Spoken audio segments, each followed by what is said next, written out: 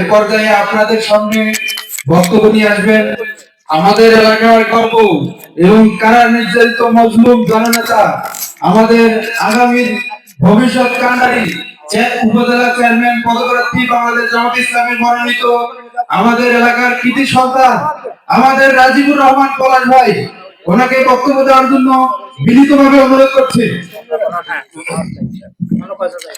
আসসালামু আলাইকুম ওয়া রাহমাতুল্লাহ। আলহামদুলিল্লাহি রাব্বিল আলামিন, আসসালাতু ওয়াসসালামু আলা রাসূলিল কারীম ওয়া আলা আলিহি ওয়া আসহাবিহি আজমাইন। আজকের এই আয়োজনের সম্মানিত প্রধান অতিথি, গণমানুষের নেতা, বাংলাদেশ জামাত ইসলামী দিনাজপুর জেলা শাখার সংগ্রামী সাবেক আমির, চিরিরবন্দর উপজেলার সাবেক সফল চেয়ারম্যান, শ্রদ্ধাভাজন অভিভাবক আফতাবউদ্দিন মোল্লা চাচা, উপস্থিত আছেন বাংলাদেশ জামাত ইসলামী চিরিরবন্দর উপজেলা শাখার সংগ্রামী সেক্রেটারি শ্রদ্ধেয় আব্দুল মুমিন ভাই, আমাদের মাঝে উপস্থিত আমাদের এলাকার কৃতি সন্তান, আপনাদের সকলের পরিচিত মুখ, চেনেন তো সবাই আমাদের মুজাহিদ ভাইকে। উনি আপনাদের এলাকায় অনেকবার এসেছেন, আসতেছেন, ভবিষ্যতেও আসবেন ইনশাআল্লাহ। শ্রদ্ধেয় মুজাহিদুল ইসলাম আব্দুল আওয়াল ভাই, নামটা অনেক বড়, দুইটা নাম একলা নিয়েছেন। অন্যান্য অতিথিবৃন্দ, আমার সামনে উপবিষ্ট সম্মানিত দিনী ভাইয়েরা, আমাদের মাঝে উপস্থিত আছেন আমাদের মা ও বোনেরা, আমরা আল্লাহ তাআলার শুকরিয়া আদায় করি। আল্লাহ রাব্বুল আলামিন মুক্ত আকাশের নিচে, মুক্ত স্বাধীন পরিবেশে আমাদেরকে একত্রিত করেছেন, কিছু কথা বলা ও শোনার সুযোগ করে দিয়েছেন, শুকরিয়া আদায় করছি আলহামদুলিল্লাহ। আমরা তো বিগত 17 বছর এই সুযোগ পাই নাই। আপনাদের এলাকায় আমি ছাত্র জীবনে যখন এখানে স্কুলে পড়ালেখা করেছি তখন এসেছি। এখানে যে পলাশ, খাদিমুল হক পলাশ, সে আমার বন্ধু। লেবু আপনারা চিনবেন, আপনাদের প্রতিবেশী বন্ধু, সেই সময় আসা হয়েছে। বিগত আওয়ামী শাসনে আমরা নিজেদের বাড়িতে আসতে পারিনি ঠিকঠাক।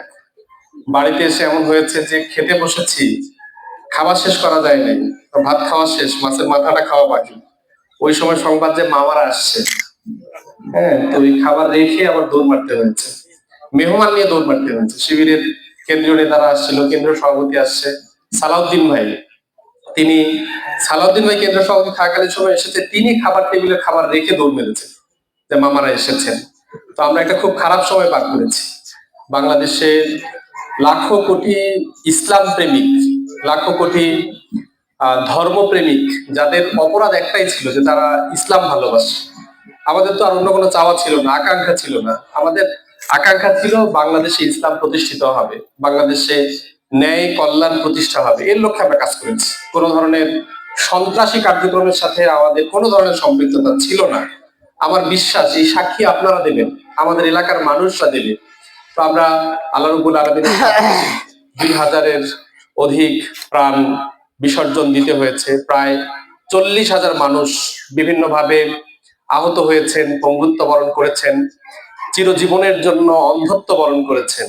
এত শত কুরবানির বিপরীতে আল্লাহ তাআলা আমাদেরকে এই মুক্ত পরিবেশটা দিয়েছেন, যেখানে আমরা মুক্তভাবে কথা বলতে পেরেছি। আবার আল্লাহ তাআলা শুকরিয়া আদায় করি, আলহামদুলিল্লাহ।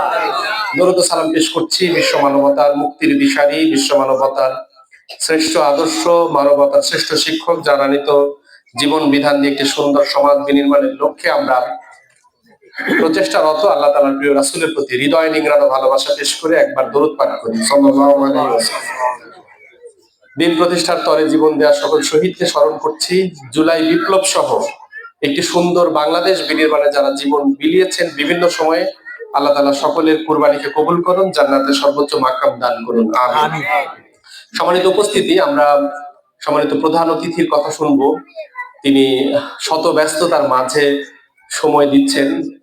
চিরিরবন্দর খানসামা নির্বাচনী আসন অনেক বড়, এমন ছোট ছোট পাড়া মহল্লায় উনার আসাটা একটু কঠিন, এরপরও তিনি এসেছেন। আমরা আমাদের এলাকার পক্ষ থেকে কৃতজ্ঞতা জানাই, ধন্যবাদ জানাই। আমাদের বিশ্বাস তিনি আজকে যেভাবে আপনাদের মুখোমুখি হয়েছেন, আল্লাহ তাআলা ওনাকে জনপ্রতিনিধি হিসেবে নির্বাচিত করলেও যেন তিনি নিয়মিত আমাদের মাঝে আসেন, আমাদের কথাগুলো শোনেন, আমাদের সমস্যা সংকটগুলো দূর করার চেষ্টা করেন। আমরা সবাই, আল্লাহ তাআলা আমাদেরকে বিবেক বুদ্ধি দিয়েছেন। কোরআন জ্ঞানের প্রধান উৎস, হাদিস জ্ঞানের দ্বিতীয় উৎস, জ্ঞানের তৃতীয় উৎস হলো আমাদের বিবেক বুদ্ধি। আমরা বিবেক বুদ্ধি খাটিয়ে সত্যের পক্ষে অবস্থান নেব। আমি আপনাদেরকে বলবো না যে আপনারা জামাত ইসলামের পক্ষে অবস্থান নেন, আমি বলবো না আফতাবউদ্দিন মোল্লার পক্ষে অবস্থান নেন। আপনার বিবেক বুদ্ধি যদি বলে যে আফতাবউদ্দিন মোল্লা অপেক্ষা এই নির্বাচনী আসনে আরো যোগ্য প্রার্থী আছে, আরো ন্যায়বান প্রার্থী আছে, আপনারা সেই প্রার্থীর পক্ষে ভোট দেবেন। যদি আমারও মনে হয় যে আফতাবউদ্দিন মোল্লা অপেক্ষা আরো ভালো কোনো প্রার্থী এসেছে, যিনি আরো ভালো উন্নয়ন করতে পারবেন, যিনি দুর্নীতি করবেন না, যিনি অধিক দক্ষ, আমরা তার পেছনে থাকতে চাই। যিনি ইসলামের পক্ষে থাকবেন, ইসলামের পক্ষে কথা বলবেন। আমরা বলছি আল্লাহর দেয়া বিবেক বুদ্ধি খাটিয়ে সিদ্ধান্ত নেবেন আপনার অবস্থান সত্যের পক্ষে থাকবে, ন্যায়ের পক্ষে থাকবে, ইনসাফের পক্ষে থাকবে, নাকি দুর্নীতির পক্ষে, চাঁদাবাজি, টেন্ডারবাজির পক্ষে আপনার অবস্থান থাকবে। নিরপেক্ষভাবে আপনারা সিদ্ধান্ত গ্রহণ করে আগামী ইলেকশনে ভোট নামক আমানত আপনি সঠিক জায়গায় প্রয়োগ করবেন। আমরা বিশ্বাস রাখি এখানে যারা আজকে উপস্থিত হয়েছেন আপনারা সত্যকে ভালোবাসেন, সুন্দরকে ভালোবাসেন। আপনাদের পথ চলায় মিথ্যা নেই, অসুন্দর কিছু নাই। আপনাদের জীবনে কোনো অসুন্দর না থাকুক এবং একটি সুন্দর সমাজ গঠনে আপনাদের অবস্থান সবসময় সুন্দরের পক্ষে থাকবে বলে বিশ্বাস করি। আমাদের আফতাবউদ্দিন মোল্লা চাচা, তিনি 10 বছর উপজেলার চেয়ারম্যান ছিলেন। আপনারা কি কখনো শুনেছেন যে এই মানুষটা দুর্নীতি করেছে? শুনেছেন কিনা? কোন ধরনের অন্যায়, অপকর্ম, চাঁদাবাজি, টেন্ডারবাজির সাথে সম্পর্ক ছিল শুনেছেন আপনারা? যিনি 10 বছর জনপ্রতিনিধি হিসেবে দায়িত্ব পালন করেছেন এবং তার ব্যাপারে আমরা ক্লিন সার্টিফিকেট দিতে পারতেছি না আমরা সবাই। সিরির বন্দরে তিনি তো ওপেন চ্যালেঞ্জ করেন, কোন মানুষ এই চ্যালেঞ্জ গ্রহণ করতে পেরেছে যে আফতাবউদ্দিন মোল্লা দুর্নীতির সাথে সম্পর্ক ছিল? তার পারে নাই। তার মানে এই ব্যক্তিটা হলো আগামী সংসদ নির্বাচনে পরীক্ষিত নেতা, যিনি 10 বছর পরীক্ষাতে উত্তীর্ণ হয়েছে। আমরা যদি এই মানুষটার পক্ষে থাকতে পারি তাহলে আমি বিশ্বাস করি আমরা সত্যের পক্ষে থাকলাম। এই মানুষটার পক্ষে যদি থাকতে পারি আমি বিশ্বাস করি আমরা ন্যায়ের পক্ষেই থাকলাম। এবং বিগত 50 বছরের অধিক সময় আমরা এই চিরির বন্দর খানসামায় দৃশ্যমান কোন উন্নয়ন হয়নি। যদি আমি আপনাদেরকে বলি, বলেন তো কি উন্নয়ন হয়েছে? এর আগে তো মন্ত্রী পেয়েছেন, পররাষ্ট্রমন্ত্রী পাইছেন, অর্থমন্ত্রী পাইছেন, আরো হেভিওয়েট নেতা পেয়েছেন। দৃশ্যমান কোন উন্নতি হয়েছে? না, হয় নাই। সামগ্রিক ভাবে উত্তরবঙ্গ পিছিয়ে, দক্ষিণে উন্নয়ন সব, চট্টগ্রাম নোয়াখালীতে উন্নয়ন, সিলেটে উন্নয়ন, উত্তরবঙ্গ পিছিয়ে। উত্তরবঙ্গে যারা নেতৃত্ব দিয়েছে, স্পেশালি আমরা এই চিরির বন্দর কাঞ্চেবাজ নেতা হিসেবে যাদেরকে পেয়েছি, কোনো উন্নয়ন করেন নাই। আমরা বিশ্বাস রাখি যে মানুষ দুর্নীতি করে না, যে মানুষের সাথে অন্যায়ের কোনো সম্পর্ক নাই, সেই মানুষ আমাদের হকটা আমাদের ঘরে এসে পৌঁছে দিবে ইনশাআল্লাহ। যা বিগত 50 বছরে হয় নাই। যদি আফতাবউদ্দিন মোল্লা নির্বাচিত হয়ে আসে, আমি বিশ্বাস করি হয়তো 50 বছরের কাজ 5 বছরে হবে না, তবে মানুষ পার্থক্য করতে পারবে যে অতীতে যা হয় নাই তা এখন হচ্ছে। এই পার্থক্য করতে পারবে বলে আমি বিশ্বাস করি। আমরা সত্য সুন্দরের পক্ষে আমাদের আমরা আমাদের সংগ্রাম চালিয়ে যাব ইনশাআল্লাহ।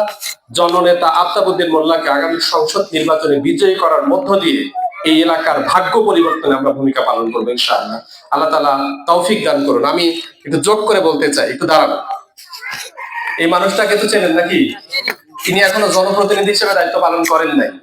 যদি আল্লাহ ফয়সালা হয় তিনি আপনাদের এলাকায় জনপ্রতিনিধি হিসেবে দায়িত্ব পালন করেন, থাকবে তো আপনাদের সমর্থন ইনশাআল্লাহ। তিনি জনপ্রতিনিধি হিসেবে পরীক্ষা দেয় না, কিন্তু তিনি আপনাদের প্রতিবেশী। আপনাদের প্রতিবেশী না? মানে প্রতিবেশী সেই অর্থে যে আমরা একই ইউনিয়নের বাসিন্দা, আমাদের পাশের গ্রামের মানুষ। আমরা বিশ্বাসটা কেমন একে ছোটবেলা থেকে চিনি এবং আমি আমার জীবনে দেখা অল্প কয়েকটা ভালো মানুষ যাদের ব্যাপারে আমার কোনো প্রশ্ন নাই, তার মধ্যে তিনি একজন।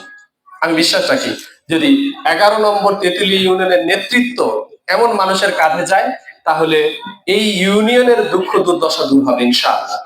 এই ইউনিয়নে আমরা তো অনেক অনিয়ম দেখি, আমরা বলতে চাই না কি অনিয়ম, আপনারা সকলেই জানেন। হ্যাঁ, ছোট ছোট সুবিধা পাইতে গেলেও আপনাদেরকে চান্দা দেয়া লাগে।